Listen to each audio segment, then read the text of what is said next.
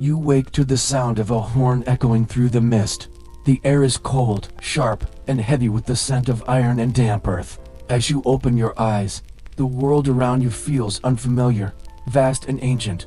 You lie not in a soft bed, but on a straw-stuffed mattress covered by coarse wool. The flickering light of a dying candle dances across the wooden beams above your head. Then you notice it, the unbearable weight pressing down on your chest and limbs. You look down and see polished steel, a breastplate, glimmering faintly in the morning light. You are wearing armor. Your hands, encased in metal gauntlets, tremble slightly as you move them. Every joint feels stiff, every motion deliberate. You hear the soft clink of chainmail beneath your cuirass, and the sound feels foreign yet strangely powerful. You sit up slowly, and your muscles groan in protest. You can feel the dried sweat trapped beneath the layers of leather padding, the faint ache of exhaustion in your arms and legs. Instinctively, you reach for your head, and your fingers brush against the edge of a helmet resting beside you, heavy, dented, and scarred. You lift it. The smell of iron and oil fills your lungs. This is not a dream. You have woken up as a night in medieval England. The world around you begins to reveal itself. The small stone room you're in, its walls rough and cold to the touch. A narrow arrow-slit window lets in a blade of pale light. Outside, you hear the distant clatter of hooves and the shouts of stable hands. You rise, unsteady at first, and glance toward a wooden chest at the foot of your bed. Inside lie neatly folded clothes, a linen tunic, woolen hose, a belt, and a surcoat embroidered with a crest, your crest, perhaps a black lion on a golden field. You don't remember choosing it, yet a strange sense of pride fills your chest as your fingers trace its stitches. The door creaks open and a young squire rushes in, bowing quickly. "My lord," he says breathlessly. The captain awaits you in the courtyard. His accent is thick, his words hurried, but you understand him clearly. He helps you fasten the remaining pieces of your armor, greaves, vambraces, pauldrons, and with each strap tightened, the reality of your new identity sinks deeper. The armor is not just protection. It is a burden, a symbol, and a promise. You feel its weight not only on your shoulders, but in your soul. When you step outside, the world expands into something both breathtaking and brutal. The air is cold and wet, the fog curling around the towers of the castle like a living thing. Men move about briskly, squires carrying shields, knights inspecting horses, blacksmiths hammering sparks into the air. The ground beneath your boots is hard and uneven, a mixture of dirt, straw, and the faint stench of sweat and smoke. Chickens scatter as you walk, and dogs bark near the stables. Everything feels raw, alive, and primitive. You catch sight of your reflection in a trough of water. The face staring back is not quite your own, weathered, tanned, and marked by scars. Your eyes, however, hold something familiar, a mixture of fear and determination. The world you once knew, with its comforts and technology, is gone. Here, life is defined by duty, faith, and survival. There is no luxury, no convenience, only purpose. As you walk through the courtyard, heads turn. The peasants bow slightly, their faces weary but respectful. The blacksmith nods, wiping his brow, and a young archer looks at you with admiration, or perhaps envy. You realize that being a knight is not simply a title. It is an identity built on reputation, honor, and fear. Every action you take echoes beyond yourself. Every failure brings shame not just upon you, but upon your entire house. The captain greets you with a firm nod. His armor is older, darker, but his eyes burn with the sharpness of experience. "We ride at noon," he says. "Lord Harrington's lands have been raided again. Bandits, perhaps, or worse." You nod, unsure what to say. The words "we ride at noon" echo in your mind. There is no room for hesitation. You are expected to lead, to fight, to uphold the code of chivalry, even if you barely understand it yet. Before the march, you visit the chapel, a small stone building lit by shafts of sunlight that pierce through stained glass. The air smells of candle wax and incense. You kneel before the altar, where a wooden cross stands above a flickering flame. You do not remember learning the prayers, yet as your lips move, the words come naturally. "Lord, guide my hand and guard my soul." Round you, Other knights do the same, murmuring their hopes and fears to a silent God. It is in this moment you realize, faith is not optional here. It is survival. Afterward, your squire leads your horse to you, a powerful destrier, its coat black as night, its armor gleaming. You mount clumsily at first, but soon your body remembers the rhythm, the balance. The horse snorts, its breath misting in the cold air, and you can feel its power beneath you. You are no longer just a man. You are a weapon, forged for duty. As you ride toward the open gate, the villagers stop to watch. Some cheer softly, others cross themselves. Their eyes hold both reverence and fear. They see in you the protector of their fragile peace, the one who stands between them and chaos. And yet, you feel their distance, the gulf between those who fight and those who pray for those who fight. Beyond the gate lies the wild, a landscape of rolling hills, forests, and distant villages. The road stretches like a ribbon through the mist, and with every step of your horse, you feel yourself moving further away from the familiar world you once knew. You are now part of something older, harsher, and more real than anything you've ever experienced. The clatter of armor, the creak of saddles, the rhythmic beat of hooves, they form a grim symphony of purpose. You ride not for glory, but for survival, for the fragile order that civilization clings to. The fog begins to lift, revealing the full expanse of the land, raw and beautiful in its desolation. You breathe deeply and feel the cold air fill your lungs, and for the first time, you understand what it truly means to live with purpose, not comfort, not ease, but meaning born from duty. The world of the night is not a fantasy. It is pain, discipline, and endurance wrapped in steel. To wake up as one is to wake up to the brutal truth of survival, where honor must be earned daily, and where every sunrise brings both danger and destiny. You grip the reins tighter, steel yourself for the unknown, and ride toward whatever awaits, knowing that in this world, courage is not a choice, it is the only way to exist.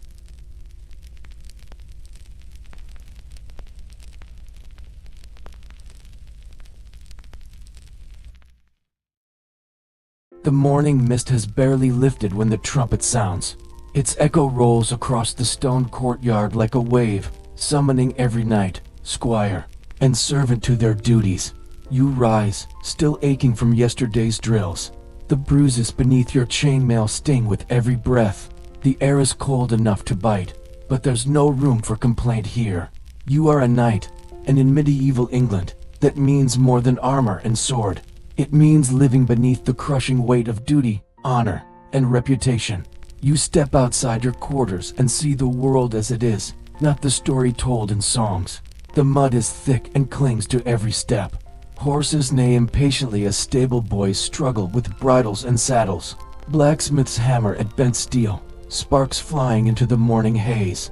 The scent of burnt iron mixes with the sour odor of sweat and hay. Everything feels alive, but it's a harsh kind of life, one that never pauses for comfort. Your squire, barely 15, rushes toward you with your polished armor. He bows clumsily, avoiding your gaze. You remember being him once, hungry, eager, terrified. You recall how the knights seemed like gods, unflinching, powerful, unstoppable. But now that you wear the same crest, you understand how much fear hides behind those helmets. Beneath the bravado lies the truth. A knight is not invincible, only disciplined enough to pretend he is. The clergyman arrives soon after to bless the banners. His Latin chants rise through the morning chill, echoing against the gray walls. Every knight kneels. You feel the cold stone beneath your knees and murmur the prayer you've memorized 1,000 times. Grant me the strength to serve, the courage to defend, the humility to obey. The words sound noble, but their meaning grows heavier with every passing season. Strength demands sacrifice. Courage demands blood. Humility demands silence. Later, you ride out to the fields where peasants toil. They glance at you, not with admiration, but with something closer to suspicion. Their eyes follow your every movement as if your armor represents not safety, but oppression. And perhaps, in a way, it does. The taxes that fund your armor are theirs. The bread on your table could have fed their children. You tell yourself you protect them, that the law, the faith, The order of things is what keeps chaos from consuming the land. But as you watch their faces, lined with hunger and dirt, you wonder, who truly bears the heavier burden? The knight with his sword, or the farmer with his plow? By midday, the sun beats down like punishment. Training begins again, swords clashing, shields splintering, sweat pouring down your back in rivers. The master-at-arms barks orders, his voice gravel and thunder. A knight must never hesitate, he shouts. The moment you doubt, you die. You move with practiced rhythm, each strike an echo of years of repetition. Yet deep down, you know real battle is never this neat. It's not choreographed or fair. It's mud, screams, and confusion. It's faces you remember in nightmares. When the drills end, your body feels carved from lead. You remove your helmet and wipe the grime from your face. The young squire hands you water, eyes full of silent admiration. You nod in gratitude but say nothing. Words are wasted here. Respect is shown in endurance, not speech. As evening falls, a messenger arrives from the castle. The king's seal glows red against the parchment. You and a dozen others are summoned. A new campaign is brewing on the northern border. The Scots are restless again. You know what that means. Another march, another war, another test of loyalty and bone. You watch as the other knights exchange glances, some excited, others pale. War is the crucible that forges your title, but also the fire that consumes it later. Alone in your quarters, you remove your gauntlets and look at your hands. They're scarred, blistered, and rough, tools of both destruction and protection. You think of your family back in the countryside, your mother who prayed for your safety, your brother who envied your knighthood, your father who said, "Honor is a crown that never stops tightening." You finally understand his words. Each act of duty, each command obeyed, tightens that invisible crown. It gleams with glory in the eyes of others, but to you, it feels like chains. You sit before the flickering candlelight and polish your sword, the same one you've carried for years. Its blade reflects the flame, sharp and silent. Inscribed near the hilt are Latin words that roughly translate to faith in battle, mercy and victory. But you've seen men twist both in the name of power. You've watched noble causes turn into blood-soaked greed. Still, you cannot turn away. Your oath binds you tighter than any rope. Outside, you hear the sound of laughter from the courtyard. Younger knights sharing wine and boasting of glory. You once sounded like them. You once believed valor could make a man immortal. But now, you know the truth. Every knight dies twice, once in battle, and once when his name is forgotten. You close your eyes and whisper a silent vow, not to fame or fortune, but to something pure, to be remembered not for conquest, but for mercy. Because in a world where swords rule and faith justifies everything, mercy is the only act of rebellion left. And as the wind howls through the stone halls and torches flicker like dying stars, you realize what true honor means. It isn't obedience. It isn't reputation. It's the quiet strength to do what's right when no one is watching. The courage to be human beneath all that steel. The dawn of war comes without fanfare. No birds sing, no villagers cheer. The world itself seems to hold its breath. The air tastes of iron and rain as the army gathers on the muddy field. Banners snapping like wounded wings in the wind. You tighten your grip on the reins, your horse restless beneath you. Ahead, the horizon burns with the faint orange glow of distant campfires. Somewhere out there, another army waits, men like you, armored and afraid, each convinced that God favors their side. Your armor feels heavier than ever today. It's not just the weight of steel, but the weight of every oath you've ever sworn. You think back to that first day of knighthood, when you knelt before the Lord, swearing to defend the realm and serve the weak. It sounded simple then, almost noble. But now, standing on the edge of chaos, you understand that war has no honor, only survival. The horns sound, a low, haunting wail. Horses rear, men shout prayers, and the earth trembles under thousands of feet. You draw your sword, the blade glinting faintly in the pale light. Every sound grows sharper, the creak of leather straps, the snort of a warhorse, the whispered tremor of fear that passes through even the bravest. You can feel your heart pounding, loud as a drum. Then comes the command, forward, and just like that, The world erupts. The ground shakes with thunder as your formation surges ahead. Mud sprays up in thick arcs as hooves hammer the earth. Arrows scream through the air like swarming bees. You raise your shield instinctively. One arrow glances off the rim. Another buries itself in your comrade's shoulder. He screams but keeps riding. There's no time to stop, no time to think. The line must hold. The clash happens all at once, metal slamming into metal. The sound of bone cracking, of men crying out for mercy or blood. Your sword meets another's, sparks flying. The vibration jolts through your arm, but you don't falter. Training takes over. Instinct replaces thought. Parry, strike, thrust, the rhythm of death. You see faces, not enemies, not monsters, just men. Some look terrified, others desperate. You lock eyes with one before your blade cuts him down. His expression stays with you, burned into your mind. You want to forget it, but you can't, because in that moment, you saw yourself reflected in him. Hours blur into madness.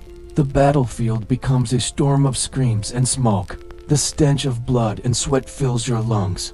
You lose track of time, of who's winning, who's falling, who's still standing.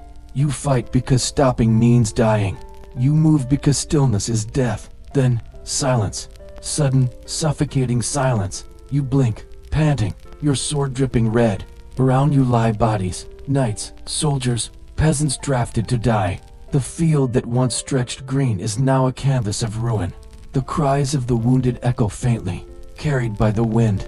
Your horse is gone, your shield cracked, your armor dented and slick with grime. You drop to your knees, too tired to care if anyone sees. You survived, but as you look around, you wonder what that even means. A wounded soldier crawls toward you, his hand outstretched. You recognize the crest on his tunic. The enemy's. You should leave him. That's what's expected, but something inside you refuses. You sheath your sword and kneel beside him, offering water from your flask. His eyes widen in disbelief. He mutters something in his own tongue, maybe gratitude, maybe confusion, and then he's gone. You sit there for a long time, the silence pressing down like a stone. In that stillness, something inside you shifts. For the first time, you see the truth clearly. All your years of training, all your oaths, all your battles, they were never truly about honor or glory. They were about control, about keeping order in a world that's always on the edge of collapse. But now, kneeling beside a man who was supposed to be your enemy, you realize that true nobility was never in killing. It was in compassion. As the sun sets, painting the sky with streaks of crimson and gold, you rise. The field glows in that terrible beauty, like the world is trying to cleanse itself with fire.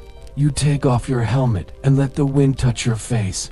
It feels like the first breath you've taken in years. Later, as the survivors return to the castle, songs will be sung of victory. Your name will be listed among the heroes, but you'll know better. You'll stand in the great hall as lords drink and boast, and you'll see the hollow eyes of those who understand what it cost. You'll bow when the king praises your valor, but inside, you'll remember the fallen faces, the enemy you helped, the cries that will never fade. And when night falls, and the castle sleeps, you'll walk alone to the chapel. You'll kneel before the altar, remove your gauntlets, and press your bare hands together. Not as a knight, not as a servant of the crown, but as a man, tired, broken, and searching for peace. You'll whisper a prayer not for victory, but for forgiveness, for yourself, for those you've slain, for the world that taught you to believe that killing could ever be holy. In that silence, something awakens inside you, a realization that maybe knighthood was never about serving kings or winning wars. Maybe it was about this moment, the choice to see humanity where others see enemies. And as the candles flicker, their flames bending in the still air, you finally understand, true courage isn't found on the battlefield, it's found in mercy. True strength isn't in the sword, it's in the hand that chooses not to raise it. You stand, leaving the chapel behind. The night air is cool, carrying the distant murmur of crickets and the faint scent of rain. You look toward the horizon, toward a world still broken but worth believing in. You are still a knight, yes, but something in you has changed forever. You no longer fight for lords or crowns. You fight for something greater, the quiet hope that someday, men will no longer need armor to be brave, and in that thought, you find peace.